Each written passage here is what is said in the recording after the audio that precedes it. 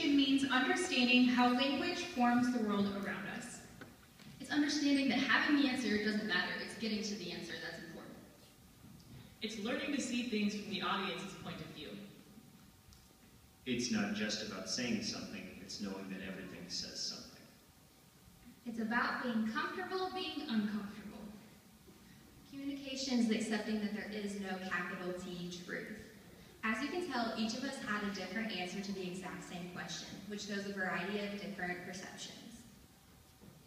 After reading Ellenberg and discussing his ideas and his arguments, we found that there are an infinite amount of worldviews, and there are millions of answers to the same questions. So why is this significant? Why does it matter to you today? Other than the reason that you have to be here, most of you, the point is that none of our majors, nothing that we do is mutually exclusive. Everything that we do can all lead to the same solution. So what we're going to do today is first talk about our class's reviews and reflections on perspective, and then we're going to talk a little bit about Ellenberg's book, How Not to Be Wrong, because we know we've all read it. And then lastly, we're going to do something that we like to do on a daily basis, which is to dismantle some stereotypes about other groups of people. So first, let's hear from Riley about perspectives.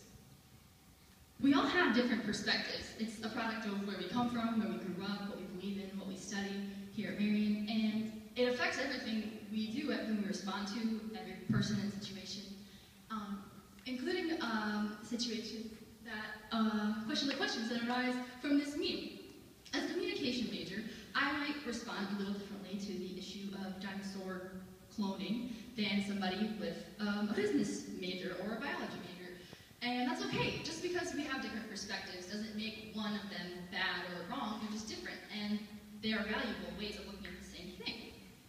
As communication majors, we spend a lot of time thinking about how and why people think the way they do, which allows us to step into the audience's shoes and think more critically about pretty much anything that is conveying meaning, from Super Bowl commercials to local food.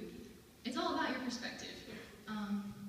So now that we've talked a little bit about our perspective on perspective, let's discuss how we engaged Ellenberg's How Not to Be Wrong.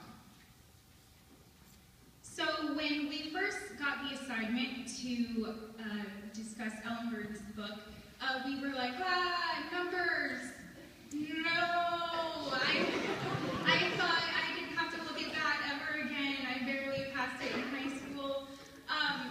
But what we realized is that our disciplines are more similar than what we thought in the first place. For example, Ellenberg talks a lot about how statistics can be misleading. And here's an example here of how statistics can be misleading. There are 6 people up here right now. That must mean we have a huge class, right? There are only 6 of us in our class. This is our entire senior sem. So that just shows that numbers are not always the exact answer and how they can be misleading sometimes. So now that we talked about how Ellenberg discussed how statistics can be misleading, let's debunk some misleading stereotypes. In the book, Ellenberg talks about how mathematicians face stereotypes all the time. That's true for each and every one of us, all of our majors, so that we all have stereotypes. For mathematicians, that stereotype might be something like, Pythagorean theorem is life. history majors might be caught saying something like, Yes, the French Revolution was great. phys ed majors, I just want to play dodgeball. exercise science majors, on the other hand, I want to play dodgeball in a scientific way. and isn't there anything more stereotypically musical than saying something along the lines of, Beethoven's third is my spirit animal.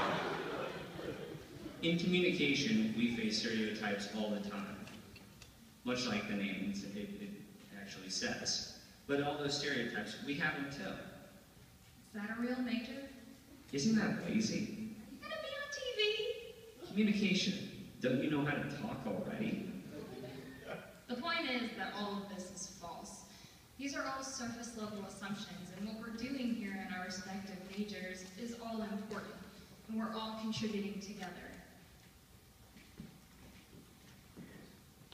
So like I said, now that we've talked about our class's perspective, a little bit about how we use that perspective to understand Ellen Burke's book, and finally, about how we all have different perspectives that each matter, let's talk a little bit about what's next.